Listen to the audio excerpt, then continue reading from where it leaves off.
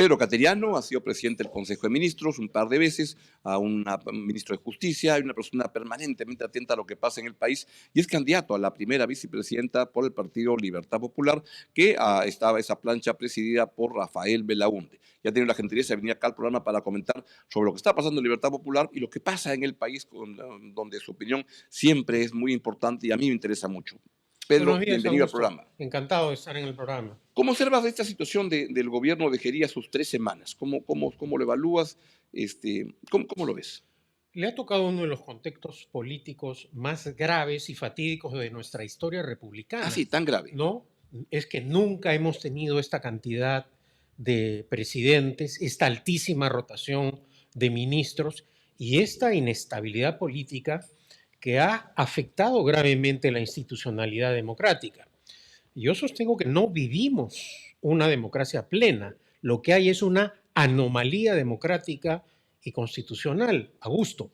En ninguna democracia occidental, en ningún país donde impere el Estado de Derecho, llamas a la presidenta y le dices a las 5 de la tarde, hemos iniciado un proceso de vacancia y a las 11 de la noche... 10:30, o usted viene a las 11:30 y tiene una hora para defenderse, o se va. Así que venga en bata, babydoll, apúrese porque Sí. ya la despachamos. No sé si en babydoll le dijeron, pero en todo caso, A las 10:30 de la noche. eso no ocurre No. en ningún país democrático. Muy de acuerdo. Y lo grave es que da la impresión que nos estamos acostumbrando a esto.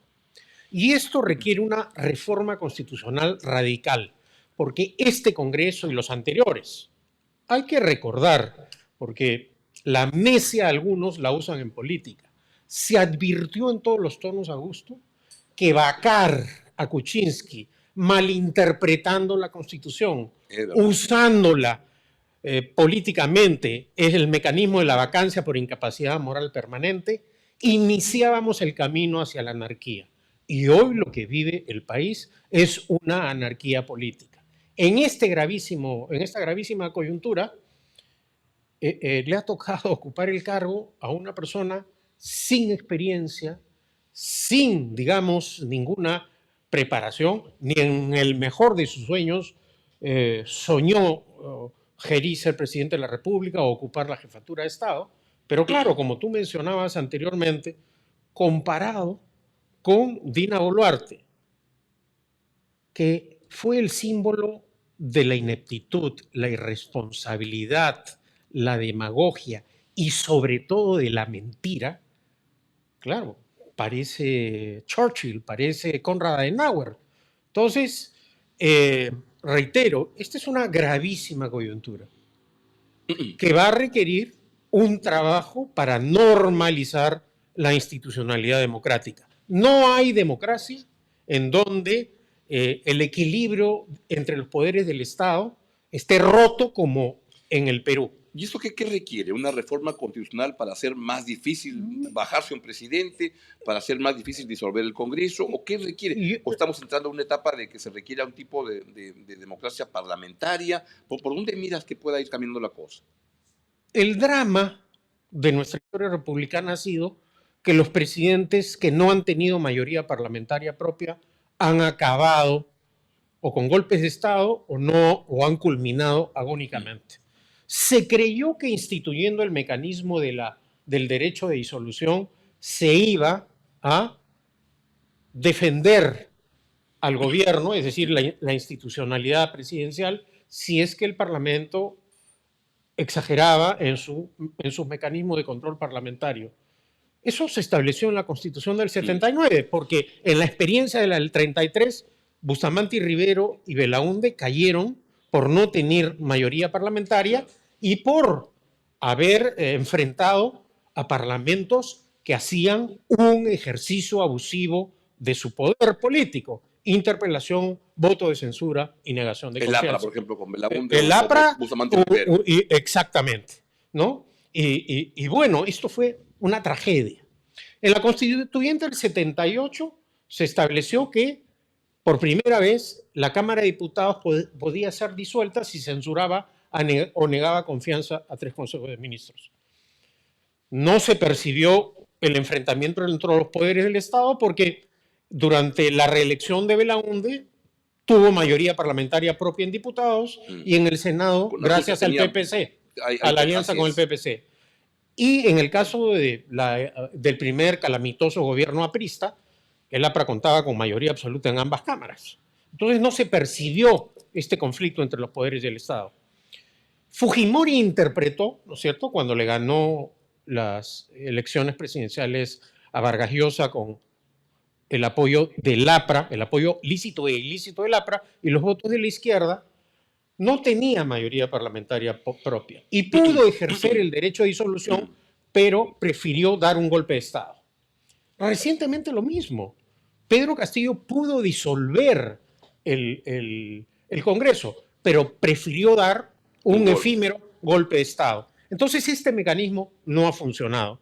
Creo que lo correcto, lo saludable será establecer, como ocurre en la mayoría de los países que tienen sistema presidencial o presidencialista, a la mitad del mandato, renovación por tercios o por mitad. Que se ajusta más al temperamento de la opinión pública. Exactamente. El elector tiene... Se acomoda más a lo que la gente está queriendo en un momento. Exactamente. Además, el gobierno puede confirmarle la mayoría a un presidente si está haciendo una buena gestión o restársela.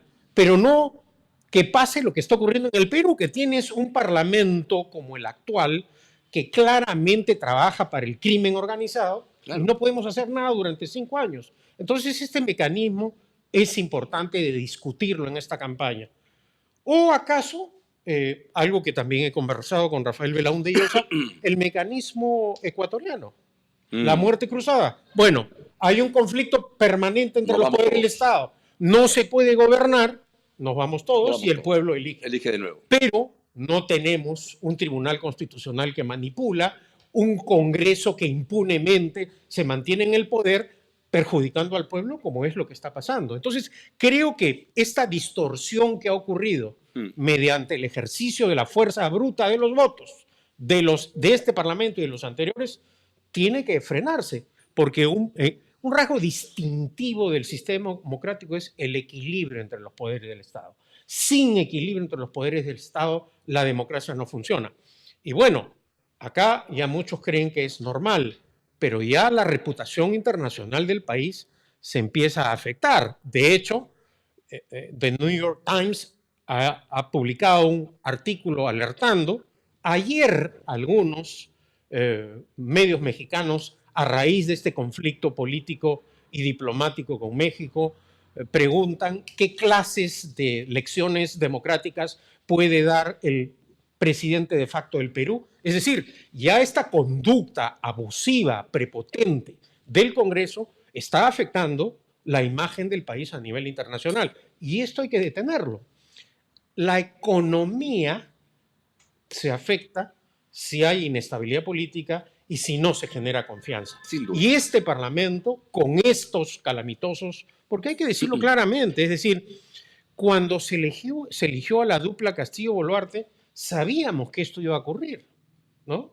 Pero la gravedad de lo que está aconteciendo se tiene que detener. No, repito, no hay democracia occidental que opere o funcione como está ocurriendo ahora en el país. Ahora, volviendo al gobierno de transición de Gerí, ¿usted cree, como dicen algunos sectores, que es una dictadura? Y lo acusan de ser dictador. Creo que cumple la norma constitucional de hacer el relevo que corresponde, ¿o no?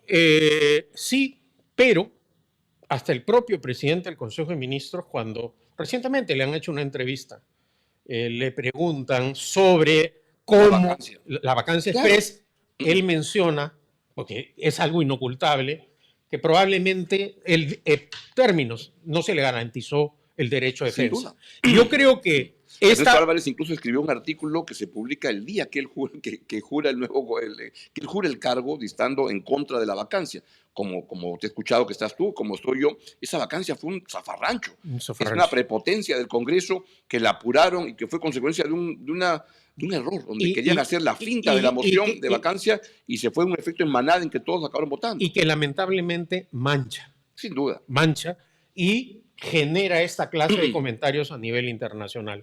Por eso sostengo que no vivimos una democracia plena, que estamos atravesando una anomalía democrática y constitucional que hay que corregirla. Porque un país bajo esta polarización, este enfrentamiento constante, esta opresión del gobierno, mejor dicho, del Parlamento que controla al gobierno, amenaza a la fiscalía, al Poder Judicial, simplemente no es un modelo democrático que refleje la institucionalidad. Y lamentablemente, para cambiar esto, se requiere, digamos, una reforma que requiere los votos que sustenten eso. Ahora, los votos son posibles. Sí, lo claro. acabamos de ver en Bolivia. En Bolivia, ¿no es cierto? Ya, bueno, tuvieron que pasar 20 años del desastre de Evo Morales, ¿no? Claro, que ha destruido ese modelo político y económico, la economía boliviana. Pero parecía que eso se iba a perpetuar como en Cuba o como lo estamos viendo ahora en Venezuela, que el chavismo ya tiene más de 25 años en el poder. O lo acabamos de apreciar también en la Argentina, en donde el modelo económico del peronismo quebró a la Argentina con esta hiperinflación y ocurre este cambio. Y en estas elecciones parciales, nuevamente los argentinos han decidido apostar por el presidente Milei. Es decir, los cambios son posibles en democracia, pero dependen del pueblo cuando ejercita su voto. Y no estamos viviendo un momento en el cual la democracia, ¿cómo decirlo?, ha pasado de moda. Porque si uno ve el mapa mundial, digamos que China no es una democracia, Xi Jinping no lo es, Putin no lo es. ¿Trump es un demócrata o es alguien que está destruyendo instituciones, que va contra la libertad de expresión, se mete con los jueces, va abusando? Si uno ve el mapa mundial, y una cosa grave, la democracia se ha mellado mucho. Y una cosa muy grave, se está deteriorando el orden jurídico internacional. Que no se respeten tratados internacionales es algo muy grave. Eso es lo que ha permitido al mundo occidental vivir pacíficamente luego de la Segunda Guerra Mundial. Si nosotros, mediante el ejercicio arbitrario, abusivo, no vamos a respetar el orden jurídico, no vamos a cumplir con las leyes, ni acatar resoluciones judiciales, estamos camino hacia la barbarie. Y pongo un ejemplo, me caerá muy mal Maduro, pero esto de dispararle a las lanchas por la sospecha, o lo que dice Estados Unidos de que ahí va droga, digamos que eso no cumple estándares de interceptación del narcotráfico. No, y no cumple estándares. Le mete el bombazo y luego explosiona y ya no hay nada que demostrar. Del orden jurídico internacional. Podemos discrepar. O le dice a Brasil, si lo condenas a Bolsonaro, te pongo aranceles del 50%. ¿Y qué tiene que ver una cosa con la otra? No tiene nada que ver, pero es el uso político de los aranceles. Claro. Así como que hay que criticar al señor Lula, que es uno de los principales encubridores de la criminal dictadura venezolana y que ha encubierto el fraude electoral de Maduro. Igual que México, igual que protegen a Nicaragua, exactamente. a Cuba. Entonces, el deterioro de la institucionalidad internacional viene de parte de la izquierda y de la derecha. De todos lados. Antidemocráticas. ¿Qué es? El autoritarismo no tiene ideología, lo que tiene es una división, de decir quiénes son mis amigos, mis enemigos, y armo todo en función de eso. Que es un poco lo que está ocurriendo en el Perú, ¿no? Tenemos una izquierda antidemocrática que defiende las dictaduras de Cuba, Venezuela y Nicaragua, pero también tenemos una derecha antidemocrática que defiende a la dictadura hasta ahora de Fujimori y Montesinos. Claro. Entonces, es bien difícil, pero si le sumamos a eso el contexto internacional donde hay este irrespeto al orden jurídico, la coyuntura es muy grave, ¿no? Ahí que quería preguntar si es que el estilo de Gerí como que marca una pauta de por dónde pueden ir los humores y la preferencia del elector en la elección que viene, donde uno dice, la ideología de Somos Perú y de Gerí, ¿cuál es? No lo sé. No sé si es derecha, izquierda, qué será. Como tiene un pragmatismo de decir inseguridad y por ahí vamos y vamos saliendo adelante. ¿Esto funciona para 7 meses o no funciona para 5 años? No lo sé. A mí no me gusta especular, ¿no? Pero que el primer acto de gobierno de Gerí haya sido borrar tweets, contactos en las redes sociales, ¿no? Como que revela lo que es. La adicción por la pornografía no está en el Código Penal. Pero revela lo que es. Claro. ¿no? Entonces, a mí eso me genera desconfianza. Es lo que mencionaba inicialmente Augusto. Comparado con Dina Boluarte o con el semi-analfabeto y ocioso, porque a mí me gusta reiterar siempre lo de la ociosidad de Pedro Castillo, ¿no? Un maestro que fue un pésimo ejemplo para todos los alumnos del Perú. Un profesor que se presenta ante una tribuna internacional y que no se preparó ni siquiera para leer, ¿no es cierto? refleja pues la irresponsabilidad, la ineptitud del personaje que ha personificado a la nación. También, si lo comparas a Gerí con Castillo, es una superestrella. Obviamente. Pero, bueno, lo que hay que exigir en este contexto es elecciones libres, neutrales y democráticas. Eso hay que ¿Crees que exigirle a está, Gerí, eso está ¿no? como protagonista Yo creo en una que- plancha yo creo- presidencial? yo- ¿Está en riesgo? Yo creo que esa es la principal obligación de Gerí, garantizar unas elecciones libres, neutrales y Pero te pregunto, democráticas. ¿ves alguna sospecha que eso pueda estar en riesgo? Bueno, hay algunas cosas Por que son ejemplo, preocupantes. Por ejemplo, esta divulgación de los datos de la RENIEC. pero no es Gerí, no es Renier. Bueno, pero me pregunta, yo digo, hablo por las elecciones. No es que sea Gerí, es RENIEC, es el Parlamento, es Fuerza Popular, lo que quieras. Una esencia fundamental de la democracia, que es la piedra angular, es el voto. Y el voto debe ser secreto, absolutamente secreto. No debe generar esta clase de Pero divulgaciones. esto lo que hace es revela información privada que no Bueno, se debió revelar, bueno. pero no tiene nada que ver con el voto por donde va. No, pero puede servir para manipular, para controlar. Lo digo no que vaya a ocurrir, pero que se divulguen padrones electorales con datos, de alguna manera afecta esa esencia del voto del secretismo que debe existir.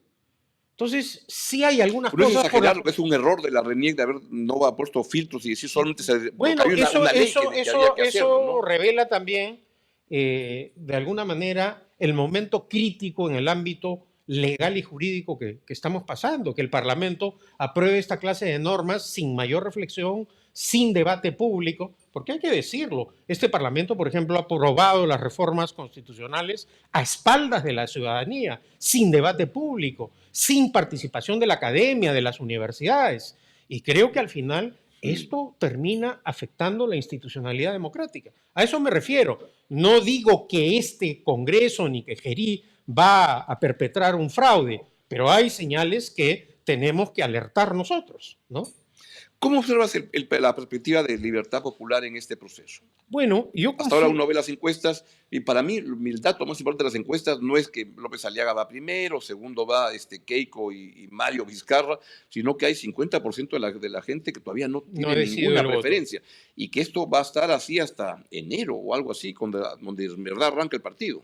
Y también se empiecen a presentar propuestas, ¿no? Yo apoyo a Rafael Belaúnde, tiene él una ventaja. ¿Cuál es? Es una persona preparada en el ámbito privado y que tiene además experiencia en el sector público. Y es un problema de muchos candidatos que creen que es fácil el manejo de la cosa pública. Y su primer trabajo es o presidente de la República o ministro y no tienen ninguna experiencia en el manejo del sector público. Y entonces, luego creen, por ejemplo, los empresarios. Hemos visto la cantidad de empresarios que fracasan cuando son designados ministros, ¿no? Claro. Porque creen que van a dar órdenes en un ministerio, como las dan en su empresa privada, y no ocurre. Acá ocurrió el caso del señor Fabre, que como gestor privado era muy bueno. Fabre fue durante el gobierno de García para verlo, la reconstrucción. Y ahí se enredó todo. Con el dedo meñique, los alcaldes de Pisco, claro, lo obstruyeron. O en el mundo, Elon Musk, que es un súper empresario, pero puesto en el gobierno, la cosa no le funcionó. O también ves casos de gente que no necesariamente son empresarios, que no han tenido trayectoria en el sector público, los pones a gobernar y no atan ni desatan. Correcto. El ejemplo más claro, los últimos dos, la última dupla de Castillo y Boluarte, no tenían ninguna experiencia de gobierno, pero absoluta, y fracasaron, ¿no? Entonces, el voto también es un acto de responsabilidad, porque trae consecuencias. Y no es que mediante el voto atacas, destruyes al adversario o enemigo. Destruyes al país, sin duda. Destruyes a tu familia, destruyes a tus herederos. Motivas lo que ha ocurrido en el Perú. Lo que ha pasado en el Perú es un drama. Más de 1 millón de compatriotas se han ido. Claro, al margen de la fuga de capitales, que ha sido una de las más escandalosas de nuestra historia, 18.000 millones de dólares, ¿no? Que no han vuelto. Que no han vuelto. Y eso es sumamente grave. En ese contexto político, mientras los jóvenes se iban del país, otro joven, como Rafael Belaúnde Llosa, decidió constituir Libertad Popular. Y esa fue una de las razones por las que me animé a apoyar la causa de Libertad Popular. ¿Cómo se va a distinguir en esta especie de maratón? Porque lo que veo ahora son como 40 partidos, van a haber más de 10.000 candidatos a la presidencia, al parlamento. Es como una maratón donde están todos ahí apachurrados en el partidor y tienen que ver cómo se distinguen del resto. Libertad Popular, ¿qué idea trae que la gente pueda decir, esto es diferente y me interesa? Permíteme un poco, en este caso, mencionar un tema que yo impulso como jefe del plan de gobierno. Agua para la gente. Es inhumano, Augusto, en Totalmente. pleno siglo XXI, que 3,5 millones de compatriotas no tengan agua potable. Que tengamos un monopolio estatal del agua potable con 50 ineficientes empresas públicas que se manejan como botines políticos. Eso tiene que acabar. La gente lo que quiere es agua. Con todo lo que eso implica de falta de dignidad, la gente no poder ir a tu trabajo bañado, no poder abrir el caño, no poder... Pero es una cosa de horror. Así es. Entonces, tenemos que romper ese monopolio, permitir asociaciones público-privadas, concesiones de empresas con tarifas pactadas, con supervisión técnica, tengan agua, que la distribución del agua sea legal y con supervisión técnica. ¿Por qué SEDAPAL no organiza licitaciones públicas con empresas que permitan la distribución del agua con tarifa pactada y supervisión técnica a las zonas más pobres de Lima? ¿Por qué se llena el tanque de aquellos que tienen el negocio del reparto del agua sin ningún medio de fiscalización? Lo llenas 500, 800 soles, sale y llega al cono norte y cuesta 5 veces más. ¿Por qué ocurre eso con algo que afecta la dignidad humana, el modo de vida? Este es un tema que va a ser central en el... Qué bien que lo ponga. ¿Y por qué no plantear una solución más abiertamente? Es decir, vamos a privatizar SEDAPAL o concesión privada o algo, porque uno ve la distribución eléctrica consiguió 100% de cobertura. Claro. La telefonía, pues, hay teléfonos como Canchite, pero en el agua hay una insuficiencia y la gente se da cuenta, pero nuevamente quiere defender un sistema estatista que no funciona. Exactamente, y nuevamente influyen en esto los prejuicios ideológicos y políticos, ¿no? Entonces, ¿por qué, por ejemplo, camino al sur, en plena Panamericana, los que viven cerca a la playa tienen agua potable y cruzas? Y los que no tienen agua potable se juntan como propietarios, hacen su pocito para sacar agua, luego viene el Estado y los denuncia penalmente. Ese Estado que no les da agua, porque el Estado dice lo que está en el subsuelo es propiedad del Estado y ustedes están robándola del Estado.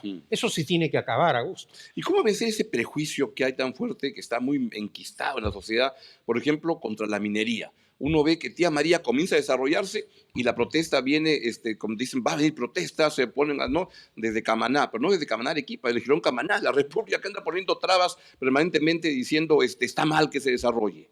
¿Cómo vencer esta cosa? Y si es que en la campaña va a ser un problema vencer esta costra estatista de antiinversión en la minería, antiinversión privada en el agua, en todos lados. Yo hacía algunos años que no iba a Cajamarca. Hace 2 o 3 semanas estoy en Cajamarca. Región que simbolizaba el enfrentamiento contra la minería legal. Así es, ¿no? Claro. Pero ¿qué es lo que ha ocurrido en Cajamarca en estos años?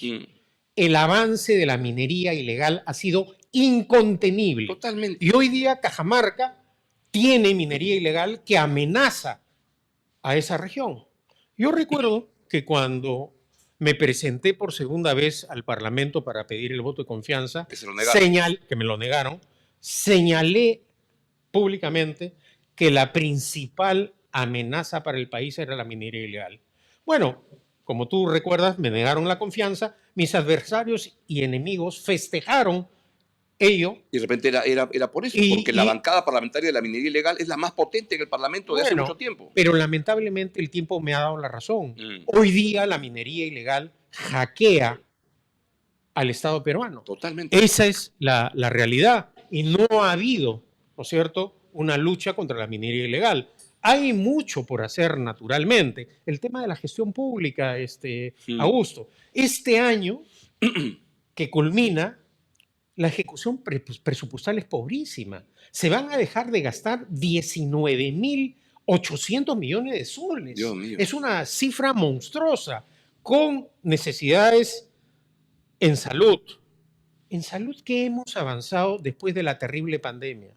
En agua potable, en vivienda. Es decir, No hay avances. por ejemplo, en canon y sobrecanon, cualquiera puede entrar en este momento a la amigable del MEF y verificar. 7.000 millones de soles sin ser ejecutados, que podrían haber ido a agua potable, a educación, a salud. Nosotros creemos que hay que hacer una reforma radical del canon minero. El canon minero tiene que estar al servicio de la gente. Y si el Estado es incapaz de hacer una buena ejecución presupuestal en la zona de influencia, a los pobladores con libretas, con certificados de depósito, un cheque minero, para que puedan emplear ese dinero en la salud de sus hijos, en vivienda o en lo que ellos estimen conveniente. Pero no podemos, en un contexto tan grave como en el actual, teniendo dinero, no gastar el dinero efectivamente. La izquierda sostiene que el modelo económico ha fracasado en el Perú. No, lo que ha fracasado es la gestión pública. Y siguen pensando que el modelo de Bolivia de Morales era un modelo que fracasó. Exactamente. Y siguen defendiendo ese tipo de tonterías. Y entonces hay que evitar, como dicen en España, el enchufe. ¿Qué es el enchufe? El enchufe, nombrar a tu gente de confianza. Claro. ¿No? Hay que aprobar una meritocracia, que las gerencias regionales, que la gerencia de los municipios estén en manos de gente competente, preparada. Pero no puede ser posible este manejo irresponsable del dinero a nivel nacional que no beneficia a la gente. Cuando la riqueza solo beneficia a unos pocos, eso afecta a la gente. Sin duda.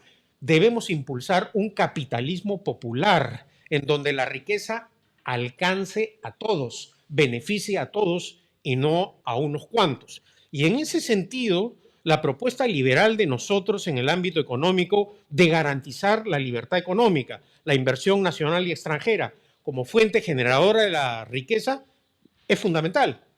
Volver al estatismo, impulsar proyectos económicos como el de Evo Morales o como el del peronismo, simplemente lo que generan es atraso y subdesarrollo económico. Es un contexto, además, en América Latina en el cual hay como una especie de remembranza de ello, ¿no? Pero nosotros ya hemos pasado por ese drama.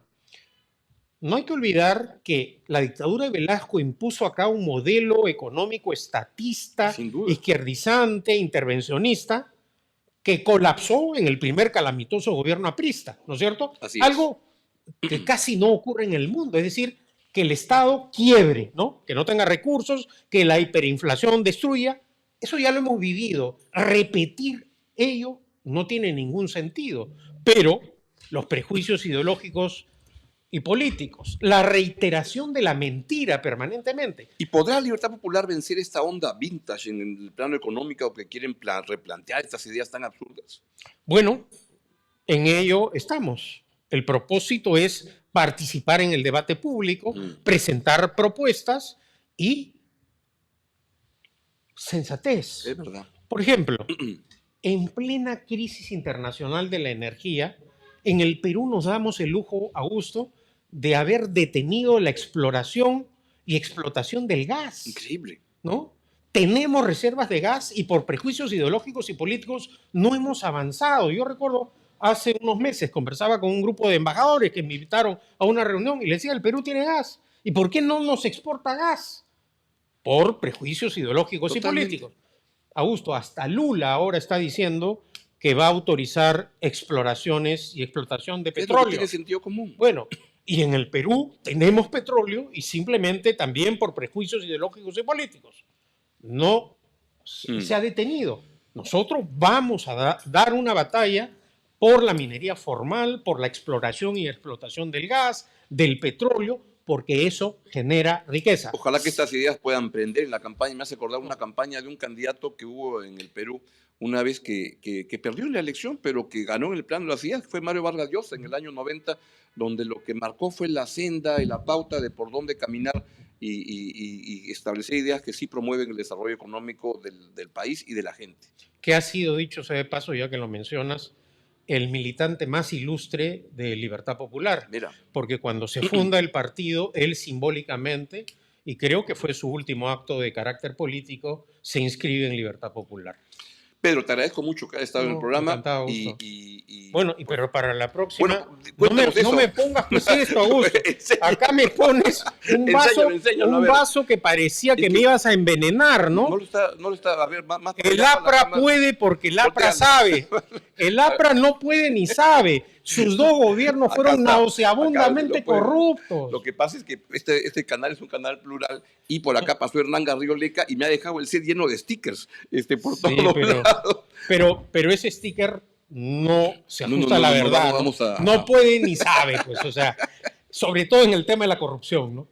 Muy bien, muy bien. Y entonces vamos ahora, le agradezco mucho a Pedro que haya estado acá, y sin duda voy a seguir invitando a candidatos de todos los partidos y de Libertad Popular, cuyas ideas son tan interesantes y pertinentes para un momento, para todo momento, pero especialmente como el de ahora.